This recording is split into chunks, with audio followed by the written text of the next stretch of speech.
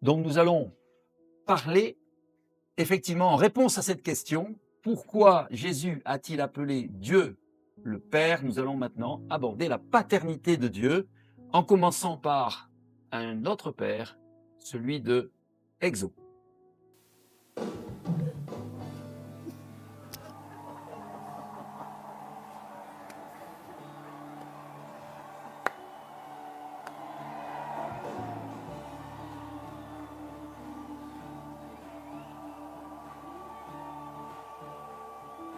Vous entendez tous les anges à côté là?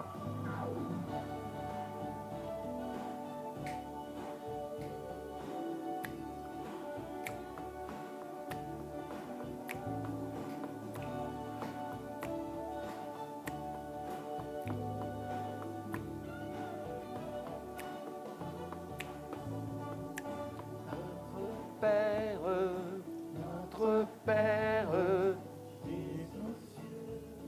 qui es aux cieux, que ton nom soit sanctifié, que ton règne vienne, que ta volonté soit faite comme au ciel.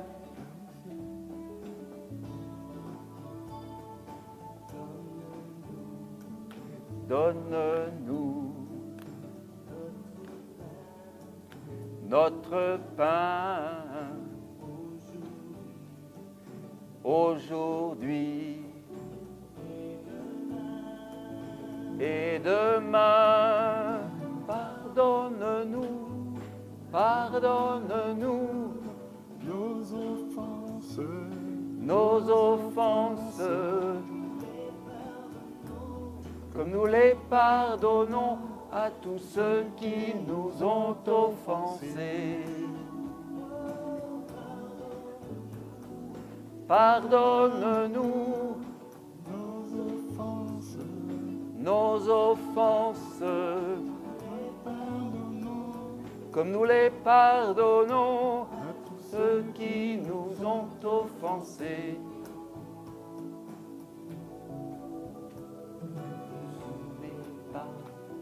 À la tentation, mais délivre-nous du mal. Ne nous soumets pas à la tentation, mais délivre-nous du mal. Car c'est à toi qu'appartiennent pour les siècles des siècles la puissance et la gloire. Le règne, la puissance, le règne, la puissance et la gloire. Le règne, la puissance et la gloire. Le règne, la puissance et la gloire.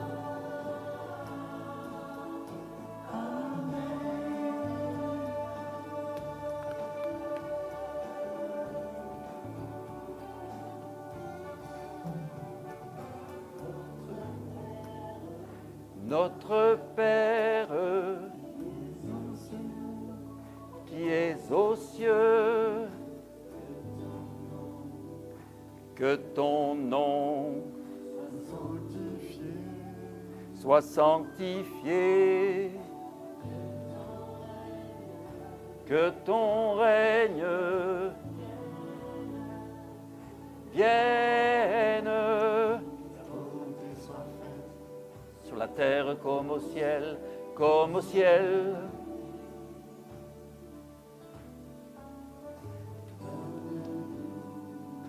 Donne-nous notre pain aujourd'hui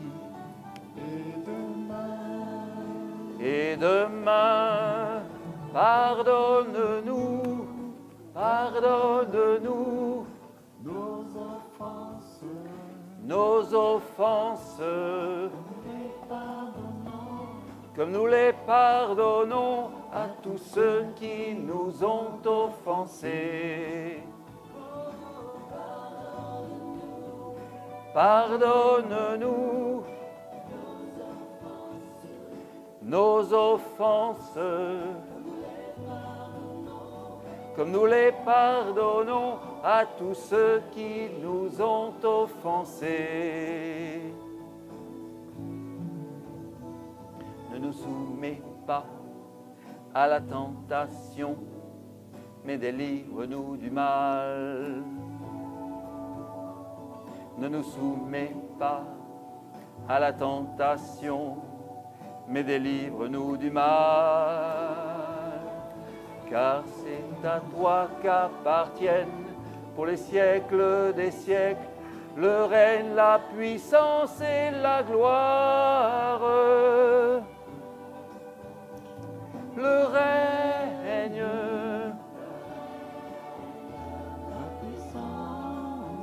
la puissance,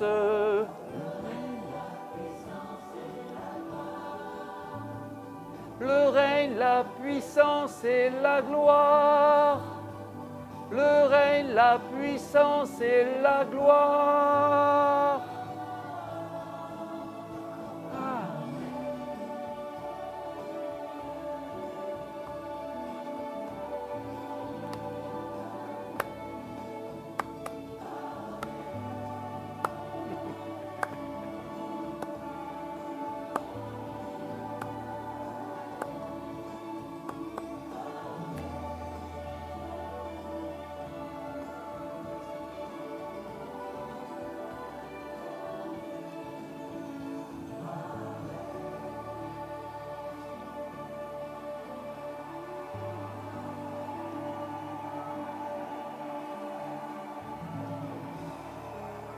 Amen. Waouh, les anges étaient avec nous. Dieu, notre Père. La révélation que Dieu est Père a débuté en fait dans l'Ancien Testament, contrairement à ce que l'on pense parfois. Mais par contre, Jésus en a fait le cœur de sa bonne nouvelle. Cependant, dans l'Ancien Testament, le nom de Père n'est pas encore le nom propre de Dieu, comme Jésus l'a utilisé, et les textes où Dieu est désigné comme Père occupent, il est vrai, une place assez limitée. Le mot « Père » n'est appliqué à Dieu qu'une vingtaine de fois dans l'Ancien Testament. D'autre part, dans la plupart des cas, la désignation de Dieu comme Père est appliquée pour Israël dans son ensemble. Israël considéré comme son fils. Dieu est le Père d'Israël, et si Dieu est considéré comme le Père d'un individu, il s'agit alors du roi. Une telle prudence est due vraisemblablement à l'idolâtrie qui sévissait dans les religions autour d'Israël à l'époque. Par exemple, le dieu des Moabites, qui s'appelait Kamosh, est considéré par les Moabites comme le père de ce peuple. D'où la prudence d'Israël dans l'appellation de Dieu comme Père. Dans l'Ancien Testament, le titre de Père est utilisé comme une métaphore, une image, tandis que dans le Nouveau Testament, il devient vraiment le nom propre de Dieu. Père, Père céleste, en vertu de la génération éternelle du Fils de Dieu. Père est le nom propre de Dieu en vertu de la génération éternelle du Fils de Dieu. Qu'est-ce que cela veut dire? Cela veut dire, en termes savants, que Dieu est engendré, il n'est pas créé. Le Fils de Dieu, pardon, est engendré, il n'est pas créé. Et il y a une traduction qui est intéressante dans un passage très connu de Luc, chapitre 3, verset 22, où souvent les traductions habituelles traduisent « Une voix vint du ciel et dit, tu es mon fils ». Alors attends, je retrouve cette expression. Il m'a plu. Attends. De te choisir, voilà. En toi, j'ai mis tout mon amour. Ça, c'est la traduction dont on a l'habitude. Mais il y a une version qui est très intéressante et qu'on retrouve dans 3 Bibles, dans 3 traductions. Je vous la cite. « L'Esprit Saint descendit sur Jésus sous une apparence corporelle, comme une colombe, et une voix vint du ciel en disant « Tu es mon Fils, moi, aujourd'hui, je t'ai engendré. Moi, aujourd'hui, je t'ai engendré. » L'expression « moi, le Père », c'est le Père qui parle, « aujourd'hui, je t'ai engendré, toi, le Fils », est attestée dans de très anciens manuscrits. Vous savez que, et si vous ne le savez pas encore, je vous l'apprends, que tout le Nouveau Testament est écrit en grec, à partir de manuscrits grecs qu'on a traduits dans les différentes langues. Et de très anciens manuscrits portent cette expression « moi, le Père, je t'ai engendré, toi, le Fils ». Et en plus de cela, elle est une citation de la parole de Dieu, le psaume 2, verset 7, et elle proclame l'intronisation messianique de Jésus et le début de sa mission auprès du peuple de Dieu. Le fait que cette parole soit prononcée par le Père en fait la révélation par excellence du mystère de Jésus. Donc, Luc chapitre 3, verset 22, que l'on vient de lire. Cette génération éternelle de Dieu se découvre dans la révélation que Jésus fait de sa relation avec Dieu. Quand il appelle Dieu, comment est-ce que Jésus appelle Dieu? Abba, Père. Abba, Père. Et que signifie le mot araméen Abba? C'est ça. C'est le mot d'un enfant qui appelle son père papa, même aujourd'hui. Hein, si vous allez à l'aéroport de Tel Aviv, peut-être qu'en ce moment c'est un petit peu difficile, mais quand on pouvait y aller librement, et ben, vous savez, un enfant par exemple qui court et qui cherche son papa, il dit Abba, Abba, Abba. Donc, le mot Abba est le mot d'un enfant qui appelle son père papa, mais il ne désigne jamais Dieu dans les prières juives, et il est inconnu dans le vocabulaire religieux du judaïsme. Ce mot Abba montre donc l'intimité filiale, pleine de tendresse, que Jésus avait avec son Père dans de nombreux passages de l'Évangile. Je ne vais pas vous les citer tous, mais si vous regardez dans votre Évangile et dans les notes, ils vont vous renvoyer dans tous les endroits où Jésus emploie ce mot Abba. C'est un mot plein de tendresse. Et un théologien qui s'appelle Jacques Briand dit ceci: seul Jésus, reconnu comme Fils, nous introduit auprès du Père de qui tout procède et nous permet de le prier en disant notre Père. Justement parce qu'il a cette relation intime avec lui. Mais ça ne s'arrête pas là, parce que nous-mêmes, en tant que disciples de Jésus, nous sommes aussi invités à nous adresser à Dieu de la même manière. Et pour témoin, j'ai 4 passages de la parole de Dieu. Luc chapitre 11, verset 2, Matthieu chapitre 6, verset 9, la lettre aux Romains chapitre 8, verset 15, et la lettre aux Galates chapitre 4, verset 4 à 6. Donc je répète, Luc chapitre 11, verset 2, Matthieu chapitre 6, verset 9, Romains 8, verset 15, Galates 4, verset 4 à 6. Je vous cite ça. Alors tout d'abord, c'est Jésus qui parle et qui dit « Quand vous priez, dites « Père ». Priez donc ainsi, « Notre Père, toi qui es dans les cieux ». Et Paul prend ensuite la parole en disant « En effet, vous n'avez pas reçu un esprit qui fait de vous des esclaves et vous ramène à la crainte. Non, vous avez reçu l'Esprit de Dieu qui fait de vous des fils et des filles adoptifs de Dieu, car par cet esprit, nous crions « Abba », c'est-à-dire « Père », littéralement « Papa ». Et je continue toujours avec Paul. Lorsque le moment fixé par Dieu est arrivé, il a envoyé son Fils, né d'une femme et placé par sa naissance sous le régime de la loi, pour libérer ceux qui étaient soumis à ce régime. Il nous a ainsi permis d'être adoptés par Dieu comme ses fils et ses filles. Puisque vous êtes bien ses fils et ses filles, Dieu a donc envoyé dans nos cœurs l'esprit de son Fils qui crie « Abba », c'est-à-dire « Père », autrement dit « Papa ». En nous, l'Esprit de Dieu crie « Papa ». Autrement dit, il intercède pour nous par ce mot plein de tendresse « Papa ». Et c'est là que l'on voit que la Bible n'est vraiment pas un livre de morale.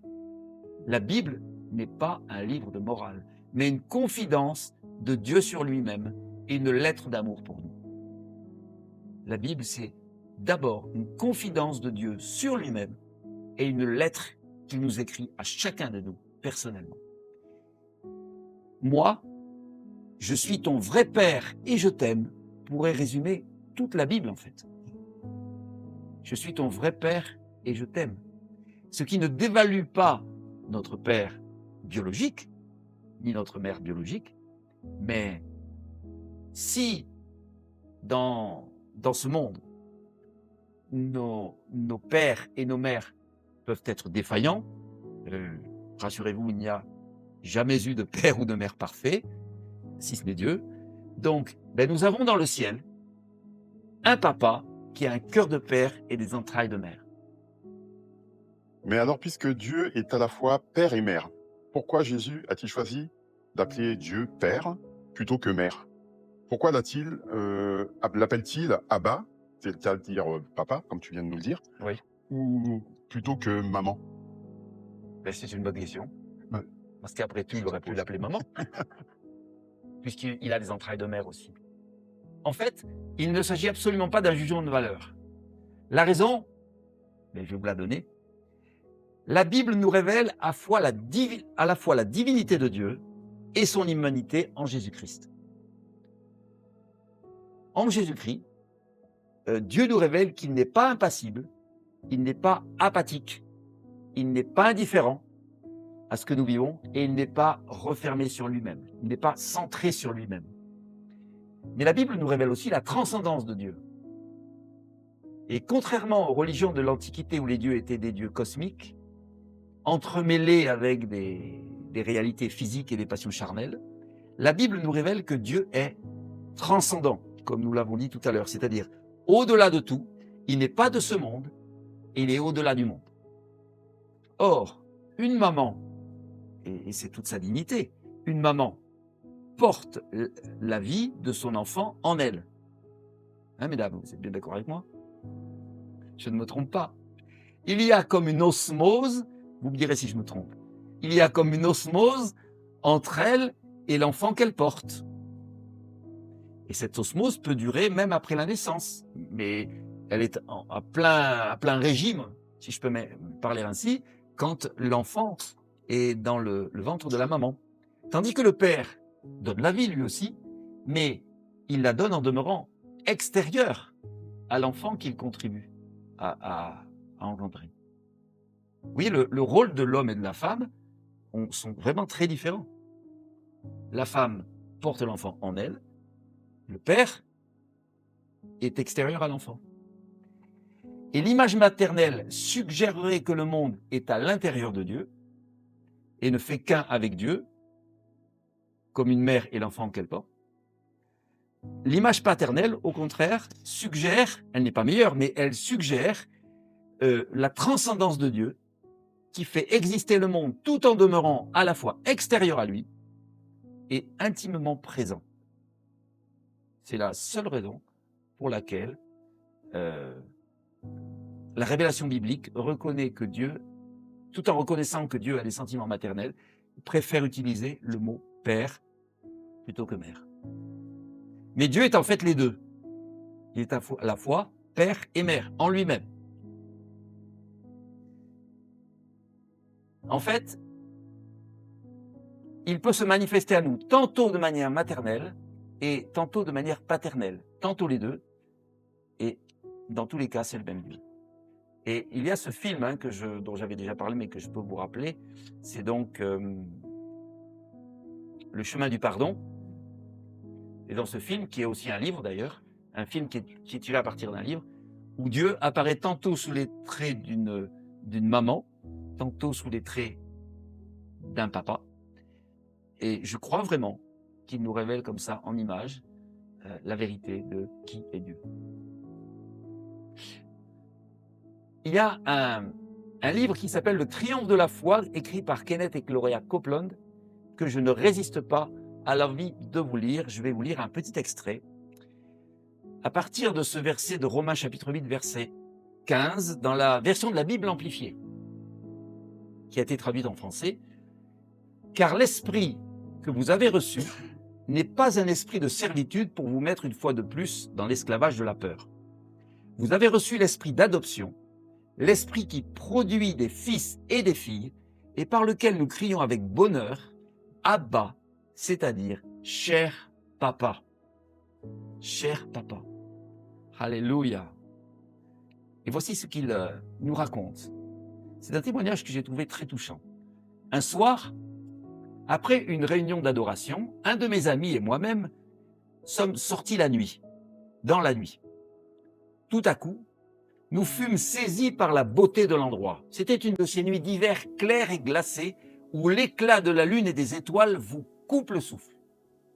Alors je dis à mon ami Tommy, « Tommy, regarde ça !» Il leva les yeux et avec un de ces sourires de l'esprit qui illumine tout le visage, d'une voix remplie de tendresse, il répondit, « C'est mon papa qui a fait tout ça. » Waouh! C'est mon papa. Je n'oublierai jamais la façon dont il a dit cela. Certains pensent qu'il n'aurait pas dû parler de Dieu d'une manière aussi familière. Mais ils ont tort. Le mot araméen « Abba » figure plusieurs fois dans le Nouveau Testament et il serait plus exact de le traduire par « papa » plutôt que « père ». C'est un mot, le mot « Abba », qui parle d'intimité, d'une relation qui s'est développée par le temps passé ensemble. Père, c'est autre chose. Père, c'est une chose, papa, c'en est une autre. Dieu est aussi comme cela. Il est à la fois votre père et votre papa. À certains moments, quand il s'agit de travailler ensemble, vous êtes très sérieux l'un avec l'autre. Mais à d'autres moments, vous avez plutôt une relation de cœur à cœur.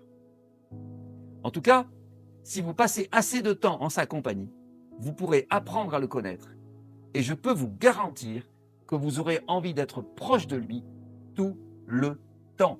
Est-ce que vous avez envie d'être proche de lui et de plus en plus proche de lui tout le temps? Amen. Amen. Eh bien, pour conclure cette deuxième partie, nous allons écouter un autre chant qui est le Notre Père de Glorious. Et autant le premier chant était très dynamique, autant celui-ci va être très contemplatif et très priant.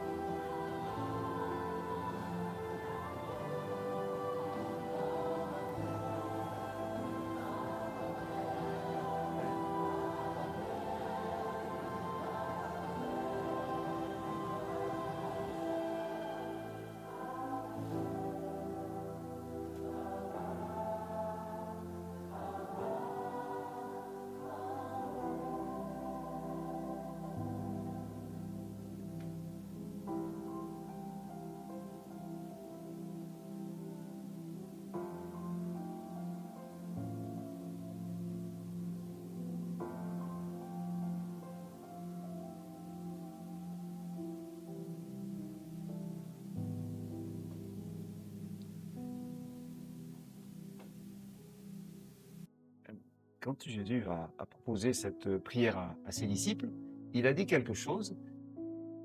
Voici comment vous devez prier. Et en fait, il n'a pas dit voici ce que vous devez prier.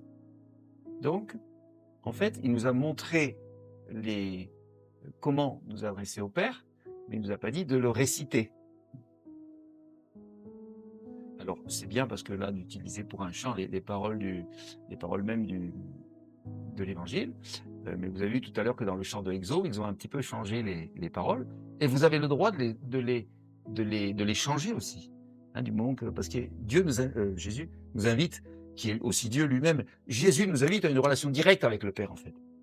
Et c'est ça, surtout le cœur de cette prière. Alors, je vais vous proposer ma propre version. Attention.